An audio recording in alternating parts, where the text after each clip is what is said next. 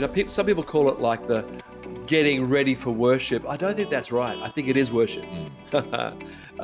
It's another form of worship. It's a exclamation, a proclamation, a going up.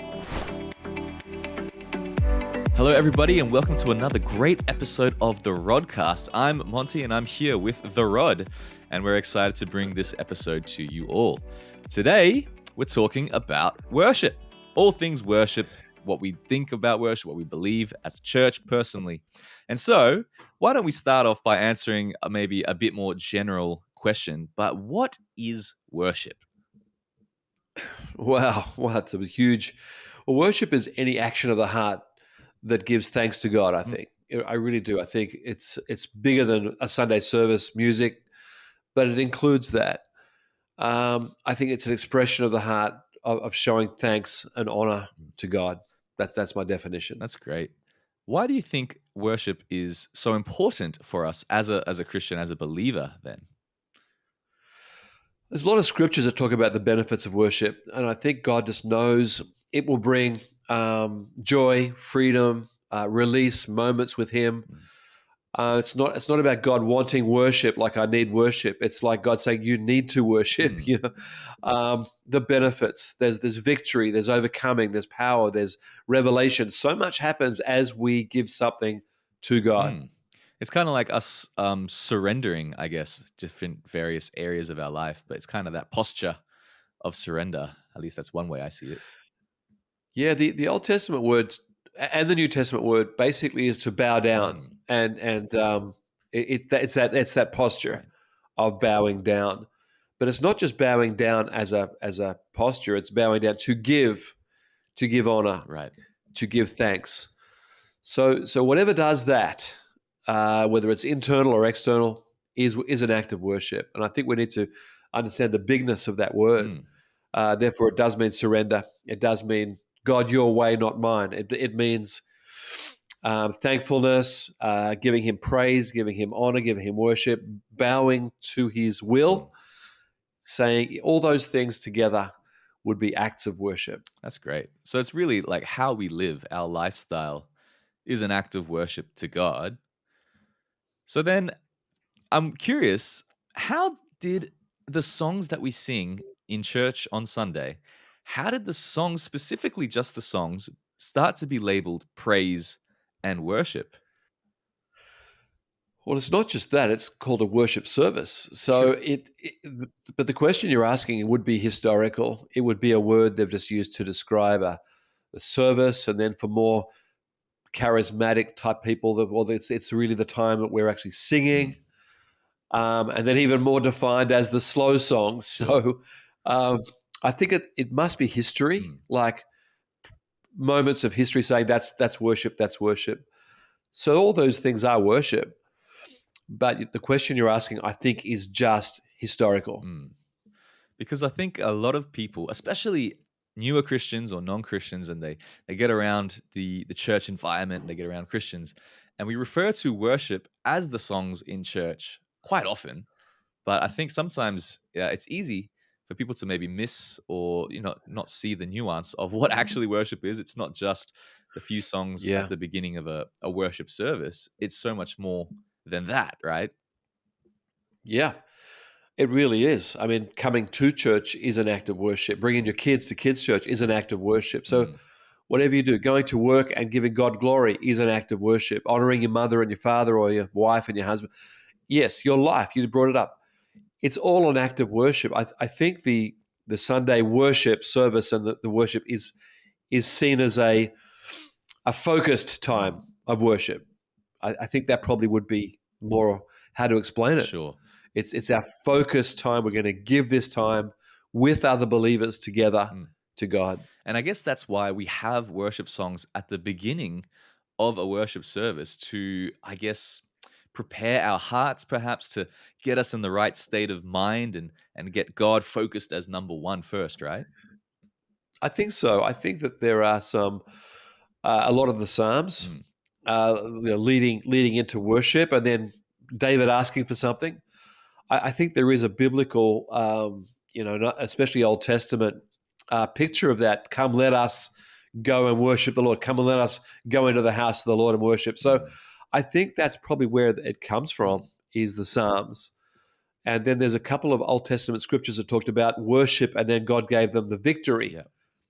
So there is those concepts, biblical concepts, that would lead us to this, the beginning of the service, getting an atmosphere of faith, an atmosphere of overcoming, an atmosphere, a moment with God. Yeah, I think that is true. And I think that's why we also really try to encourage our people to get to church on time, because not only is it good to be on time, and not only do we want everyone there from the beginning, but because we truly, genuinely believe in the power of these songs that we're singing, these words that we're declaring, and believing that it does something spiritual, something powerful in the hearts of people. Would you say there's other reasons that we want people to be there in the worship at the beginning of a service? I think, just as I said, I think it's getting us ready for everything. But we do believe this concept of what we call moments with Right. God. And a moment with God could be alone in your bed, it could be in a train. But I think church is the focus, is to bring our heart to God. And I think it really is important to people to get to sing. That's sort of a different thing, the concept of singing and singing together. Yeah. But I think that is a human thing as well. That, you look at any sports events around the world and they're singing their team's anthem, and a lot of men actually are singing anthems with all of their heart and their body and their, I'm not going to call that worship, but it certainly is a group event that brings atmosphere. I think for us to say to everyone, especially to men, come on, let's get to church. Let's sing some songs together. I think the effect is beyond what people think. I think it is supernatural, is what I'm trying to say. I don't mean the sports event now, Yeah. but although that is sort of is a spiritual event. I'm not saying it's good or bad. It's just an event. But when we bring God into it and His Word and the focus on Jesus, well, that is a true supernatural event where God could touch us right there. And I do believe that. I've seen a lot of people healed in the singing. And I've heard that testimony so many times. It was in the song, singing to Jesus. I felt relief. I felt overcoming. I felt something leave me, as in a bad thing. Many times there is power as we sing together to Jesus. That's so good. Even talking about the sports stuff, because Paul talks about us as a living sacrifice. This is your true act of worship. And so when you see people going nuts at like a sports event or something like that, it's kind of like there's so much of themselves that is invested in what's happening right there. Yeah. And so I feel like we should be more so invested in what God is doing and declaring God's name. Absolutely. Yeah. And so, yeah, I think it's fun. I mean, I love being, at church, A, on time, but B, to be able to sing all of the songs. And now let's talk specifically about songs then, because when we talk Okay. about worship, Sure. like there's so much that we could talk about. But I think today I really kind of wanted to hone in on the actual songs aspect of worship. So, what do you think? Because I think nowadays, especially in our kind of modern Christian world, maybe not so much here in Japan, but in general, there's so much different types of songs, different types of genres that can be categorized as worship, but perhaps it's a little bit different.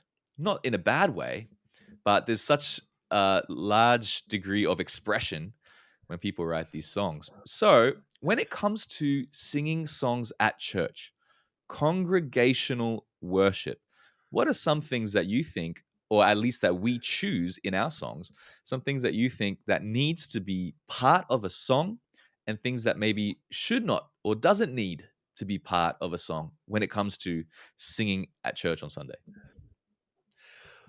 I think as a pastor for these 40 years, one of the things that I've noticed is the effect of songs. And it's sort of going to answer your question by my watching. Some songs seem to connect more than others, brings a response. So what are those things? I think number one is it's got to be God glorifying. Yeah. I think songs that are too human focused, make people think a lot about themselves, Mm. is not as dynamic as a praise song about him and his power and his value and his goodness for me. Right. So I'm still in the equation, but I'm giving it to. So it comes into the words. Mm-hmm. So let's talk about lyrics. I think lyrics that are very, very journey, or a lot of sad. A lot of songs are, you could either call it poetry, Mm-hmm. or well, let's call it poetry or metaphor. He is like this. That's metaphor. If the metaphor is about my journey and a lot of darkness, I see people go down. They're sort of not really lifting. But when the metaphor is about him, you're my rock, you're my fortress, I come to you, the people go up. Mm. So I think the lyric is very, very important. Whether it's a fast song or a slow song, it doesn't matter. It's the same principle. The impact is very, very important. And so that's why we look a lot about the lyrics, Yeah. that they're biblical, actually makes sense, you know. And then, of course, we're in English and Japanese and other languages, so we've got to make sure it works in other languages. But just in English, it's got to be where my heart lifts. I feel that's the key to, especially we use the word praise, praise and worship. I feel praise songs, which usually is a faster song. I know that's another category. Sure. But the praise songs are all about lift. You are. I go to you. Right. And a lot of the Psalms are in that category, the Psalms of David. Yeah, that's true. So there's 150 Psalms, and a lot of them are this lift. And some of the Psalms are journey songs, Yeah, that's true. but there's a lot of words in them, and we just cannot sing a lot of songs with a lot of words. That's more for reading. Yeah. So that could be a journey on my own, my journaling or my reading at home. But church, to do a long journey song, it takes us a long time to get to the point, Right. which is, then I lift to you, then I look to you, then I give it to you. That change of tone in the Psalms, that's what I call praise. That if we just put that at the beginning of the song, we come to you. You are our God, our rock, our Savior. So I think words, lyrics are really, really important. And then we can actually come to the thing I did start talking about, was the pace or the speed of a song. And obviously, some songs are clapping and happy, Yep. and other songs are more meditating and reflective. They're both worship, actually, but one we call praise and one we call worship. Yep. And I think that there are moments for both of those. A lot of people around the world right now are just doing slower songs, reflective. And I think that's great if the people coming in are all coming in with the heart to be ready for that. But I think I think the power of a fast song, clapping, singing together, loud, it brings a spontaneity. I do believe that, and I see it around the world in other cultures where there is faster songs, maybe Arabic cultures, Indian churches, where they have a lot more rhythmic starts. People get into it immediately, like it's clapping, and it's sometimes feet stomping or movement. African churches, I've been to some great, not in Africa, but African churches in other countries, and I just love the experience. It's so rhythmic, it's so energetic. The men are singing loud, and praise is going, and so I think the speed is another thing. I think that fast ones are much more. Some people call it like the getting ready for worship. I don't think that's right. I think it is worship.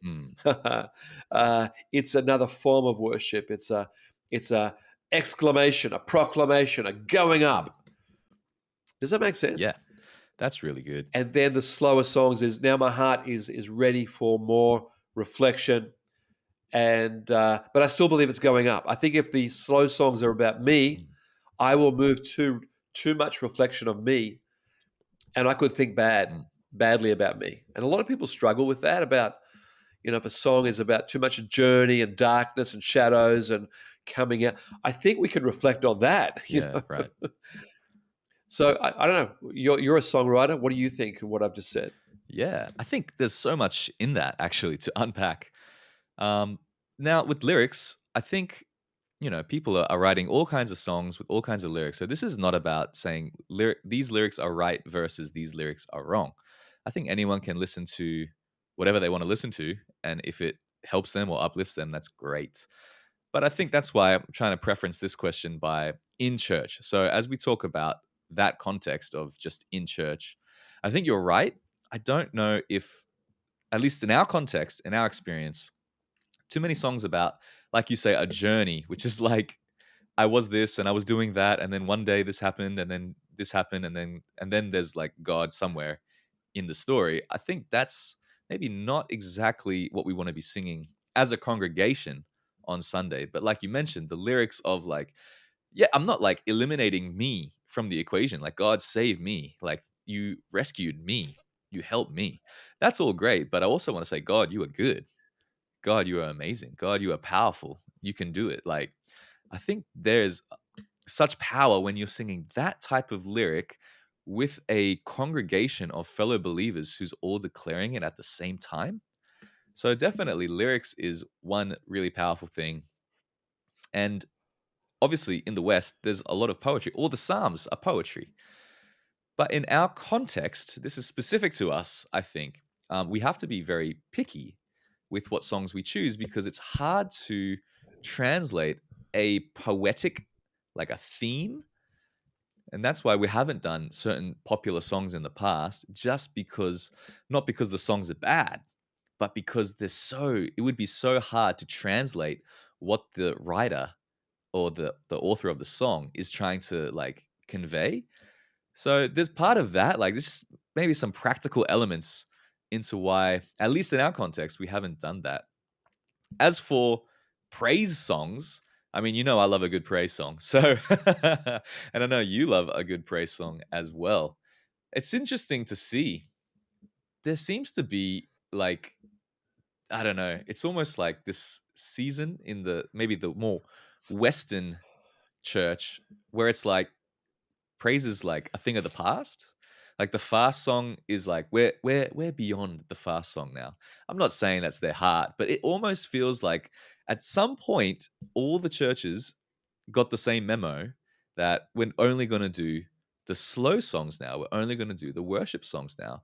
It feels like there was a point in time where there was a lot more fast songs, and now there's not.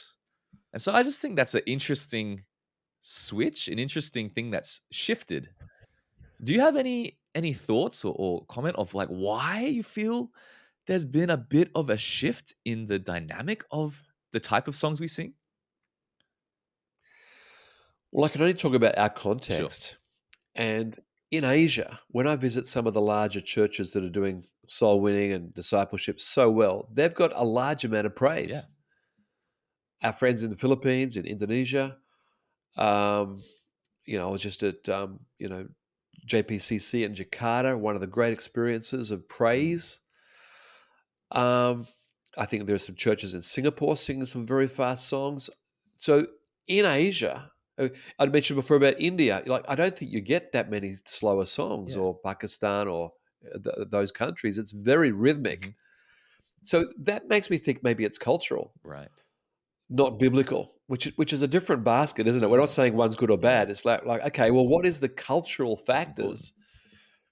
It is important, and I can't really speak for some Western Sure. countries, except to say when I first got saved 45 years ago, there was a lot of praise. Mm. So something has changed. Right.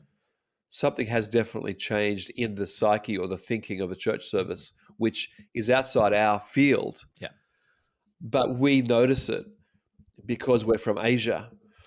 And I love the rhythmic, fast songs, and a lot of the Jewish Mm. songs, although there's no numbers in Psalms of how fast a song is. But a lot of Jewish music is quite Mm. fast.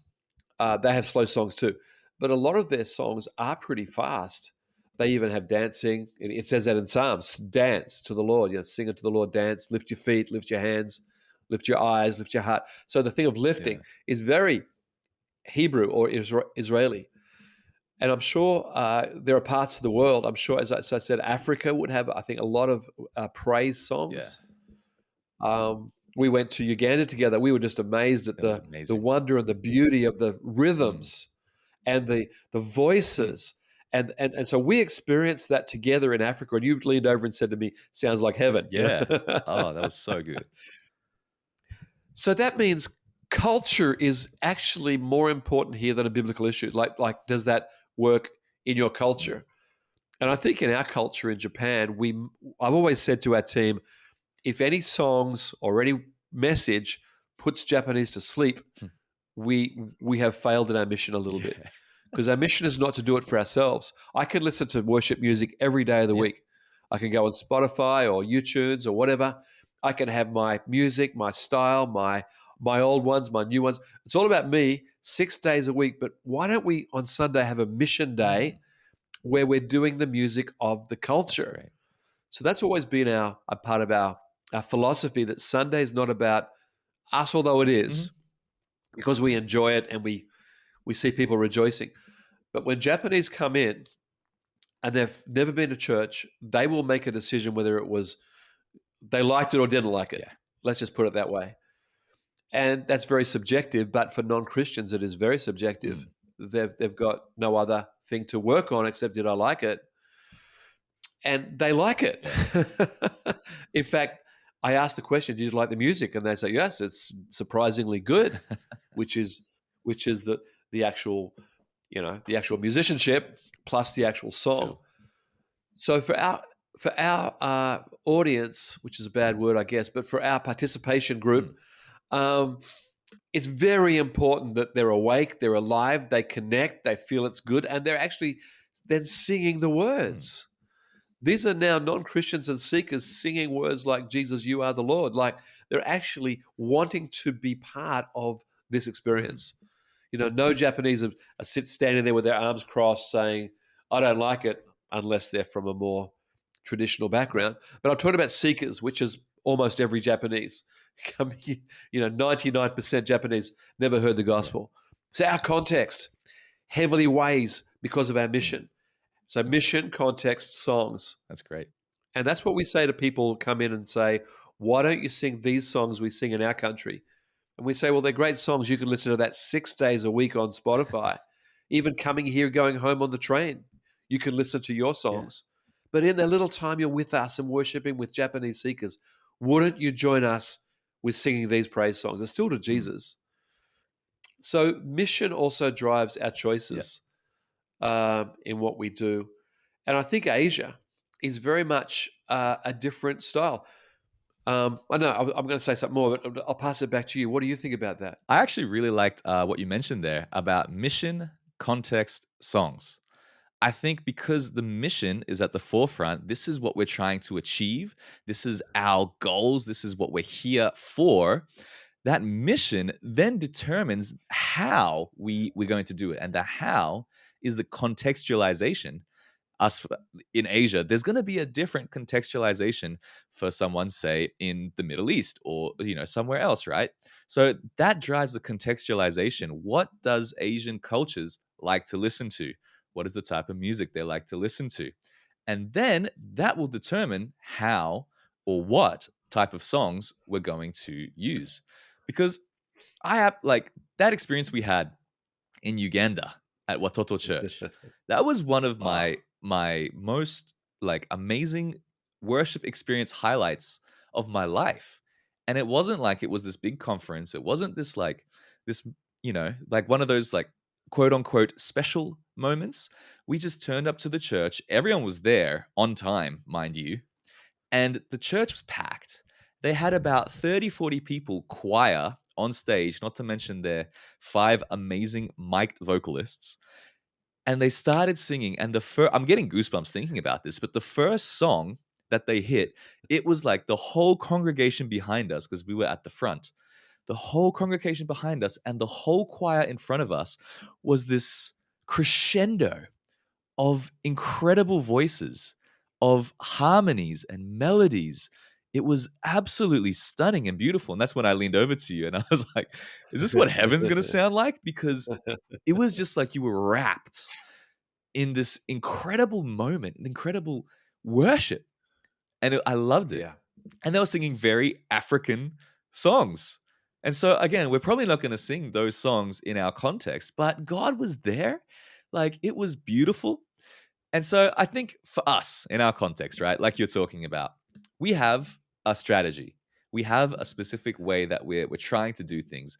And that's because it goes back to the mission. We're trying to reach non-Christians. We're trying to reach the lost people. We want them to Yeah. come to church and experience God. Yeah.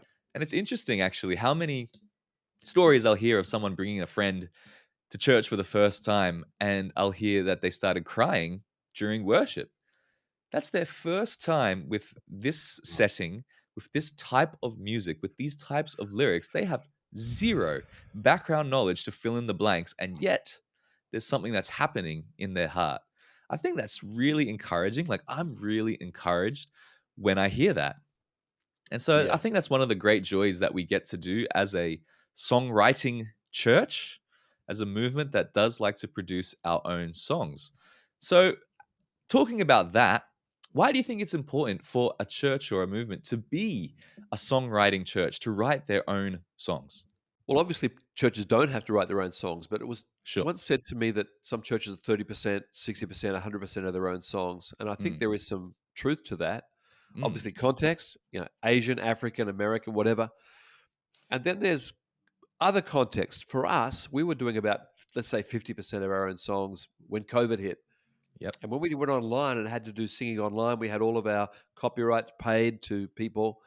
But somebody in another country kept flagging us and taking our program off air. And we Mm, realized we had to, it was during the songs. We realized we had to do all our own songs for a season. But it was a good season. And we yeah. realized that we loved our own songs. People loved our own songs. So we went to 100%.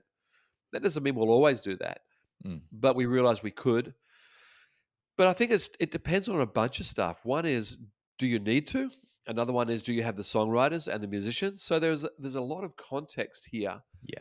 But I think for us, it's very important to have the right words. What I mean is, it's got to be simple.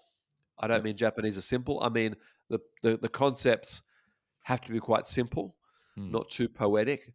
They have to be shorter songs or shorter amount of lyrics, and it has to be upbeat and fun and happy for Japan. So there were mm, a number of things we realized we love doing our own songs, and so that's why we do it. Not mm. from any sense of right or wrong, but for us, it was right to do that way. Yeah, I think that's great. I think it's important for everyone to know that during COVID, the reason why we really were using only our own songs is because copyright strikes was taking down our whole service. And so it wasn't just the songs problem, it was the whole service. And that's why it really forced us, in a way, to be completely dependent on our own songs. Now, coming out of COVID, could we use other church songs? Yeah. Will we use other church songs? Maybe in the future. We're totally open to it. Again, have absolutely nothing against other church songs. We have, our YouTube playing in the background most days in our house, and it's playing, other churches' songs. And so there's some that we really like and some that we're maybe not so into, but that's just called preference, isn't it? But as for the church, I really love being part and being able to be a part of a church that writes its own songs, has its own drum beat. That might be a fancy way to say it. But is there any other things that you think would be important to mention in terms of us as a church, or how we write songs, or our philosophy on songs? The only thing I'd say is I think there is an Asian style developing, and I think it's really exciting. Context. Yeah. I was just recently in a big church in Jakarta, loved it, loved the church, JPCC, and Mm, I was just so impressed with their worship, their praise songs and their worship songs, locally driven, written, so Indonesian. And I mm. talked with Sydney afterwards, and I just asked about the style, and he said it's Asian style, Asian Nice. context.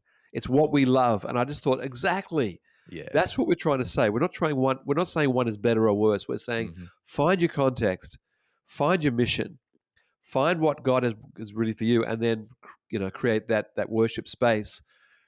But again, if people are going to criticize, we have to explain the why.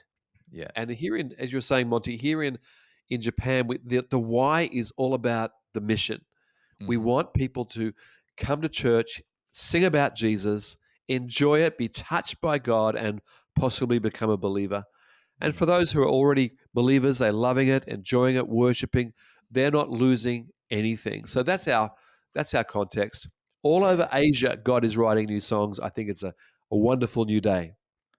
And I think it's always important to note that where there are new songs, it usually coincides with God doing a new thing. And so, we talk a lot about the wave, and I just feel like when it comes to songs and worship, it really feels like we're riding that wave. We're on our worship surfboard, and we're riding that wave along. And so, actually, one great thing to mention is that we do have an album coming out very soon. We're going to have English album come out and then a bilingual album come out. And we've called this album From the Rising Sun, Worship from the Rising Sun, based off the Psalm 113, verse 3, from the rising of the sun to the setting of the sun, your praise will be sung. And so we're here at the rising sun, the land of the rising sun, and this is going to be kind of like some of our favorites over the years. We're going to have some good hits in there, like Grateful, Celebrate, King of Kings, Beauty of the Cross, and a lot of our recent ones as well. But it's just going to be a bit of a celebration. We've been writing songs for 10 years. Can you believe? Writing songs for 10 years. And so we're just going to celebrate that with a new album. And I really believe that it will bless not just our church, but I hope it blesses others around us. But yeah, it's very Asian, coming out of Asia, like we talked about our context. But yeah, if anyone's interested, that's when it's coming out. Well, any last thoughts from you, Pastor Rod? Just let's really enjoy going to church and singing the songs, even if it's not our style. Let's just put our heart in and say, here we go. And you will get the benefit, the best out of any church, any worship service when you put your heart into the praise and worship. I do believe that. Fantastic. Well, thank you so much to everyone who's joined in for another great episode of the Rodcast.